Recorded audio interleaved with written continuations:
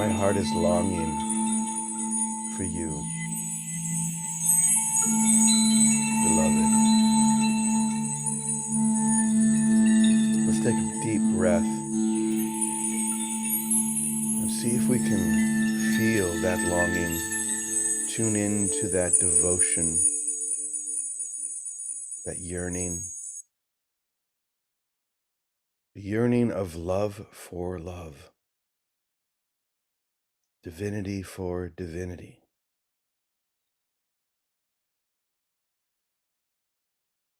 This is the simplest and most direct path into the experience, because the experience is nothing more than that of full union with the beloved, with God. To know not in your mind, but in your whole self, that there's no separation, that you are one with God, and therefore one with everyone and everything. And that's why using the people and the situations around you to amplify that experience, that yearning, for me, is the most direct path. Once again, the yearning of love for love. We can talk all the head stuff as much as we want, and we can share ideas and concepts and theologies if we choose to, but none of them will penetrate like the arrow of love, breaking through that armor that we have used to block the light, to block the beloved. The lesson that we did yesterday, which I called, immunization, I can't say that word, immunization or no immunization. That's not the real question. It got a lot of attention. It's been watched by many hundreds of people because people are looking for answers, and they see this question and they think maybe they'll find an answer. Maybe they'll discover something that will help them to decide what they want to do. But I think the real answer is not going to be found there or anywhere else. There's nothing outside you. There is no answer outside you because there is nothing outside you. Only ideas, only projections. To tune into what is inside is to yearn for love, for the beloved. There's no substitute for that longing. Because this is what draws God near. And that's all we're here to do, is to draw the experience of God, or what I like to refer to as the beloved, near.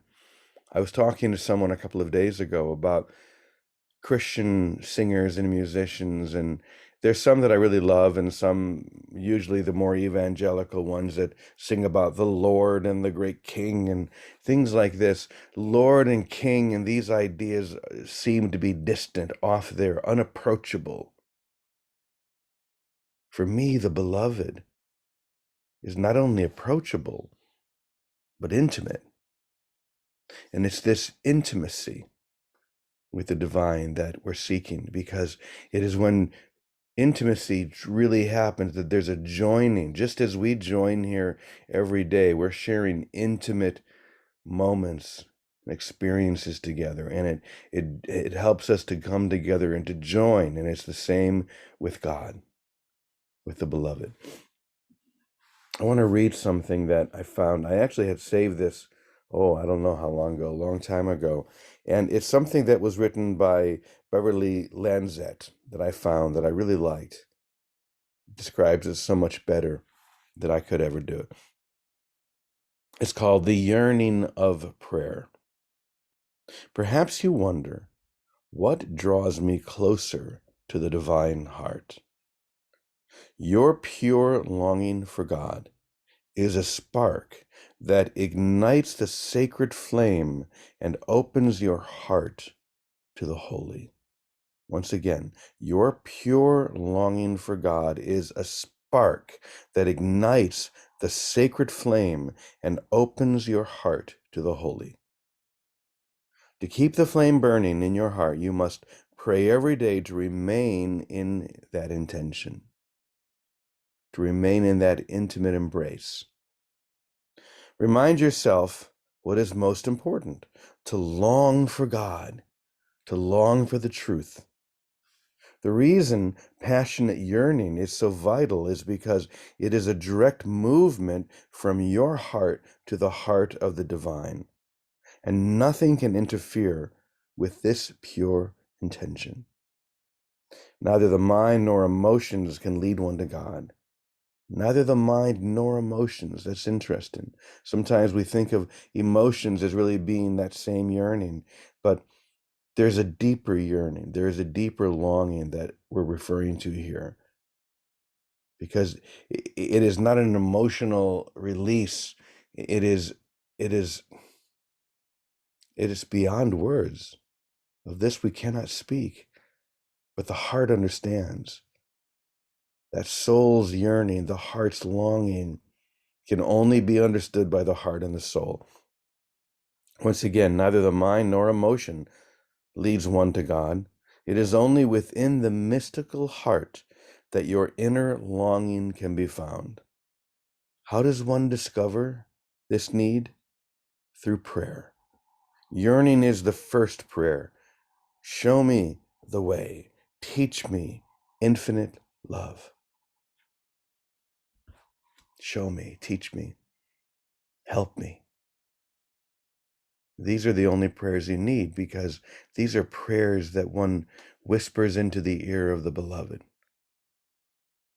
It's not a distant thing. It's not out there somewhere. This intertwining of my life with the life of love of the beloved, of God. This is the experience that leads us to that door that opens, and then we walk through into the home we never left except in our imagination. That home is the heart. And it's the longing for that which leads us into the light. Now, I think I'm going to turn to David first here today, because David, being a longtime practitioner of heart math, I think understands this connection of the heart and yearning and God. And I would love for him to begin by speaking a little bit about this from his experience. Good morning, David. Good morning, everybody at Namaste. Good morning. Oh, this beautiful journey that the amazing thing of that longing, James, is that we want something, and it's right here. It's right here. It's within the heart, and so important to know how to enter the heart, how to quiet this busy mind and all its figurings and all its imaginations. And I know that everyone here has been a part of years of practice of quieting the mind, of meditative practices and entering stillness, all of which are beautiful and powerful. But the entry into the heart is the choice to love, the choice. And I was startled to discover that it didn't mean I had to love someone. Surprisingly enough, it didn't even mean I had to love God. It just meant I had to feel a part of love. And I go back for myself again and again to the simplest way to touch a little bit of love, to start that by just appreciating, caring, those small feelings, different than emotions. Emotions are the things that our brain touches into our past and creates and projects and all those things. But the feeling within the heart, the feeling of simply appreciating it, looking at someone and thinking, wow, what a wonderful being, of sitting here and wait and stopping for a moment and just listening to these birds singing to us. Just what a place to be, where all around you, the universe is just singing through these beautiful beings.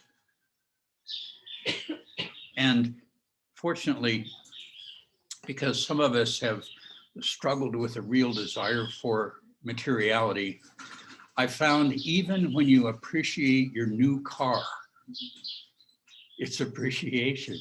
It goes to the heart.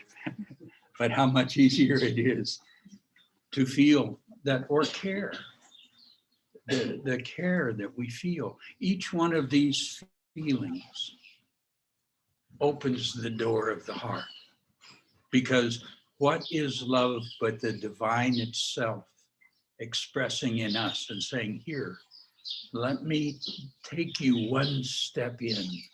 Now that you're one step in, let me expand that and bring you closer. Let me draw your beautiful awareness into openness. Let me so touch you that you know me. What a simple thing, from simply sitting there for a moment, marveling at the bird's song. What a gift. But it is that entry. It is that entry, and it's by choosing those feelings. And we can choose those when we're upset, when we're mad. We can still choose that. We have this amazing mind power that lets us shift. It's one of the great gifts of the mind, is the ability to focus attention. We can focus attention on something that we simply appreciate, care about, and suddenly we have started that journey into that spiritual heart, into that, as a wonderful writer expressed, the mystical heart.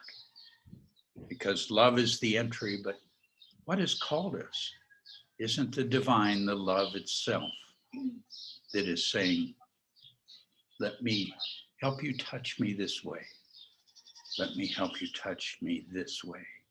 And let me draw you into awareness of who you really are through the simple, simple act of love.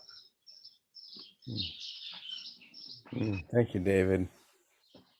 That simple, beautiful act of opening our heart in whatever way. That's the beautiful thing about this, as you said so beautifully, David. Even if it seems to be something that, we would say, well, okay, it's my car. But whatever it takes, open the heart. That's what we need to begin this awakening, the awakening of love to love. So I'm going to turn to Vicky and Teddy. Good morning to you both. I saw Teddy. Is Vicky here with us as well? I'm right here, Jimmy. Good morning, Vicky. Morning, Jimmy. Good morning, everyone. And thank you for a blessed morning. So I might piggyback a little bit on what David's saying, because in my experience, in my heart, yearning has to give way to expression and fulfillment. It has to. The yearning for God is the entry point, and the awareness of that connection comes when we open our eyes and see that we've been given, even here, wherever we are, some level of perfect care that we recognize doesn't come from the material things around us, but comes from that feeling of being so fully loved, just fully loved, fully cared for, fully protected. And that sustains itself with gratitude. So the continuing key for me is thank you, thank you, thank you. Especially when, I'll be practical, when it's critical moments in our lives. We've been through a critical moment now in our lives of a major move, not just of a home, but of a whole way of life. And as before the call started, I was sitting here thinking, oh my God, there's no way I could have figured out how to get here. there's just no way. I wouldn't know where to begin. And all I can say is, Jesus, thank you. I mean, Jesus has been my best friend. I worked for JC Central for 40 years. They just take care of it all. And I am just so grateful. Yesterday, a boy, you know, we've had students for 20 years in the house, but one boy in particular has been there 7 years. He came a year after Kirill. He came a year after his mother died. And so he's been here 7 years. His father came last year to visit him to see where he was, how was he? And he came and left in tears. His whole family came, aunt, his second wife. And it was the most beautiful, touching moment where he recognized his son had been cared for, not just by schools, but that there had been a greater divine order at play. They gave him a mother that really loved him, which I do, which was my privilege to love him. And yesterday, now I've kept Kirill, he's the only student we kept in the house because he's like my son. Yesterday, the girl Annie, who was my student from Vietnam, married my nephew Jesse, Noreen's son. They live a half a mile down the street, and her parents came from Vietnam, bought the house next door. Sounds like my big fat Greek wedding style, which it is. And they just completed a room that they would like to rent out to Kirill. So then this morning, just before we came here with another carload, van load of stuff, Kirill was so grateful and excited. And not only is he in the perfect place, but he never had to look for a place, and he had to be out in a few days, but he's very relaxed. He figured, oh, it'll come, I'll know, it'll show up. And it did. So mostly for that today, my heart's really overwhelmed with gratitude. And it always shows up where we are. It's because there is no separation. When our mind is holding a thought of love, however we hold it, thought of gratitude, a thought of yearning, whatever the direction or however we describe that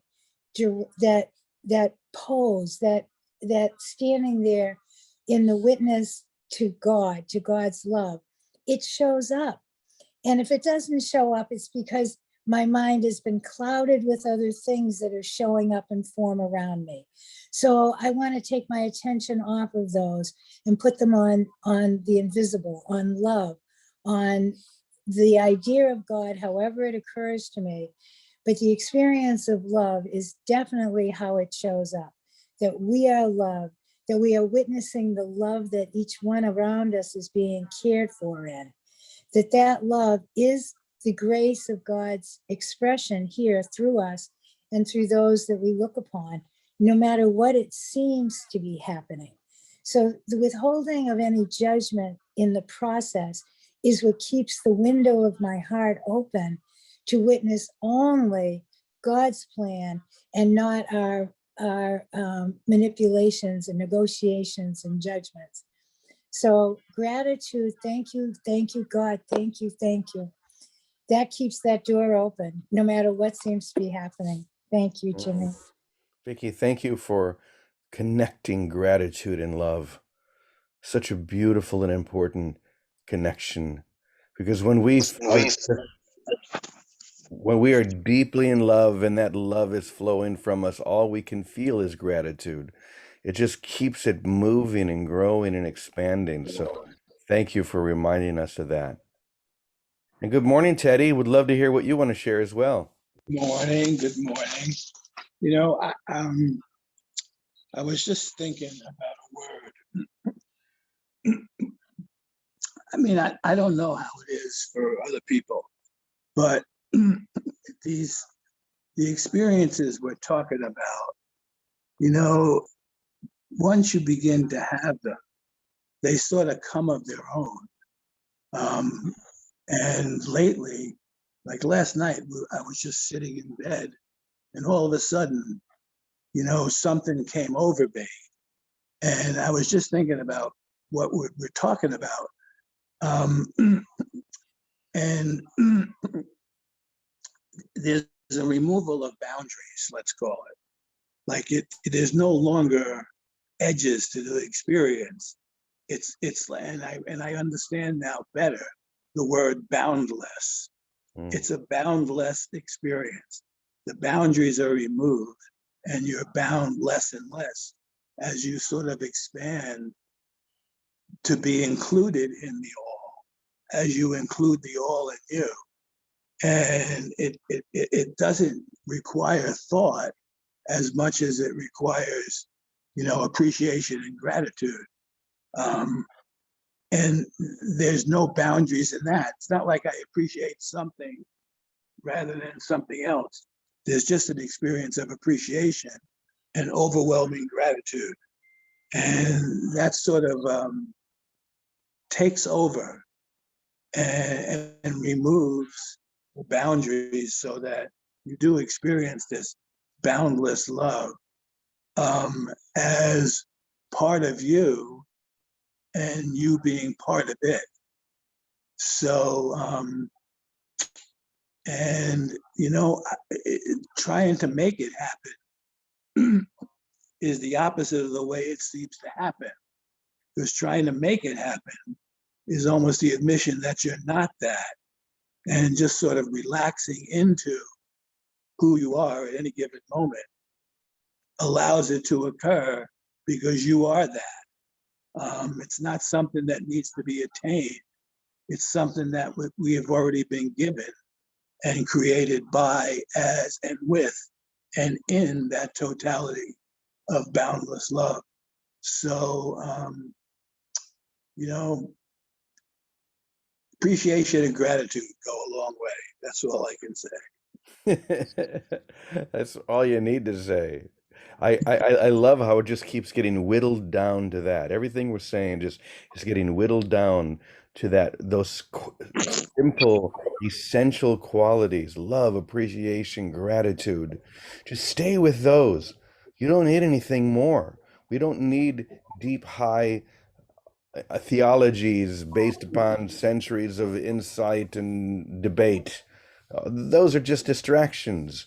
Gratitude, love, devotion. Stay with them and they'll get you so far. And I see that one of my other favorite teachers at Namaste has her hand raised, and that's Calico. Calico, go right ahead. I have a real life simple experience that I went through just this morning to kind of show this process a little bit about becoming one when you're not.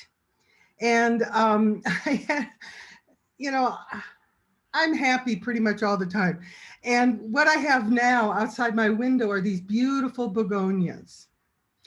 And our gardener here at Namaste, Augustine, I adore. And this is one of those areas that we've been in some conflict over, whether to cut these severely back or not.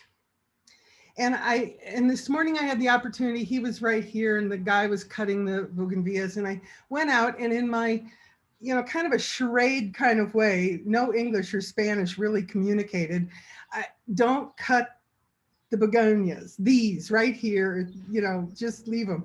And then I came back into my room immediately and had the thought, what's that separation about? The begonias are fine. And it's like, to cut the begonias or not cut the begonias, to be a Republican or a Democrat, to get the vaccine or not get the vaccine, it's all the same. Mm-hmm. And so I came back in and I really went into prayer of what's the upset? Where's that upset coming from? And it was just, I like the begonias. I feel like my comfort comes from the begonia being a certain way.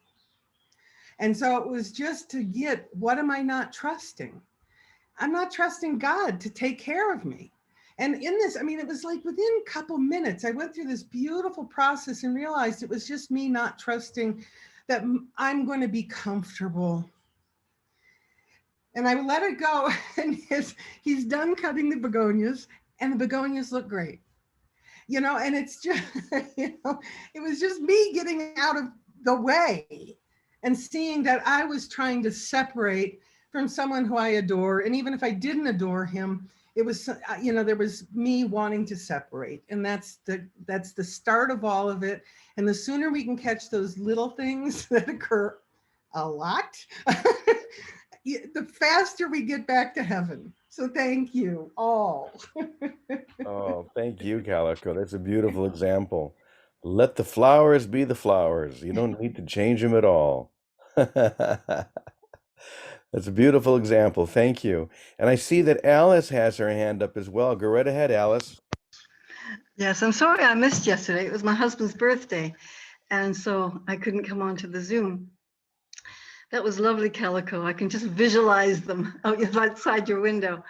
I wanted to share something quite exciting, actually, and it might seem small on one level, but talking about love, I find that love is so generous and so open-minded because love is God, and God is so generous and open-minded. And I've just had my second vaccination. I had, should I or shouldn't I? And I decided that I was going to visualize that love was going into me with that needle. Both times, the first time and the second time. And it was so strong. And so there I was, I just had my second one. Love went into me. It was love, the vaccination of love that I was taking. And even though it only took a second, it was, I saw differently when they'd finished. I saw the nurse there, and I came home and I just thought, oh, it's worked. And all I felt was gratitude to myself for doing that, for myself for making that choice. And I felt that peace. And I just wanted to share that because it worked. Love was the vaccination. Beautiful. Oh, I'm so glad. That's such a wonderful way to look at it. And I can relate. I had mine second yesterday, as you all know. And I was joking with my daughter last night. I said, it feels like Mike Tyson punched me in the arm. That's the only reaction I had. But I'll just think of it as a little love tap that has just spread love through my whole body, and all is well. And as we begin to close here, I want to share something with you just to bring our attention right back to the center. All the things we're hearing today: gratitude, appreciation, devotion, all of these beautiful examples. So I'm sure you've heard this before, but just drink it in. Love is patient. Love is kind. It is not jealous. It is not pompous. It is not inflated. It is not rude. It does not seek its own interest. It is not quick-tempered. It does not brood over injury. It does not rejoice over wrongdoing, but rejoices with the truth. Once again, love is patient, love is kind, love is open, love is all-inclusive, love is extending. Love is love, and you are love. That's why that line, it's so simple and yet so beautiful. Teach only love, for that is what you are. We're teaching every moment through our expression, through our extension, through what we choose to see, what we choose to say. So teach only love, desire only love, seek only the beloved. That mystical heart that is awake and on fire. I've often compared this to a fire, how it could be a very small fire, but as we begin to allow that devotion to take hold, it begins to get brighter and hotter and bigger until it becomes a burning inferno. So let's spend today just focusing on that extension. We don't need to figure it out. We don't need to understand it intellectually. You can't, but you can feel it and you can know its power. So thank you, everyone. Thank you for all your beautiful insights. And now, if anyone has anything they'd like to lay on the altar, we'll go ahead and stop the talking and just allow our prayers to ascend like incense. So if anyone has anything they'd like to lay upon the altar for us to pray about, please go ahead and share that. I have something I'd like to actually not lay on the altar, but a gift to your granddaughter. I think you mentioned on Monday that today was her birthday. Today's her birthday. So this is for Penelope. It's an A.A. Milne poem, the last poem in his second book of poems called Now We Are Six, and it goes like this. When I was one, I was just begun.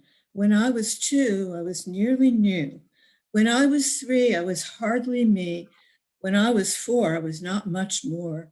When I was five, I was just alive. But now I am six. I'm as clever as clever. So I think I'll stay six now, forever and ever. Aw. Where can I find that so I can share that with her? So he has two books of poems. Who? A.A. Milne, the person who wrote the Winnie the Pooh books. How do you spell his last name? What's that? How do you spell his last name? Why don't you just put his Milne. Why don't you just put his name and everything in the chat, and I'll grab it there. Okay. That was beautiful. Thank you, Call Dave.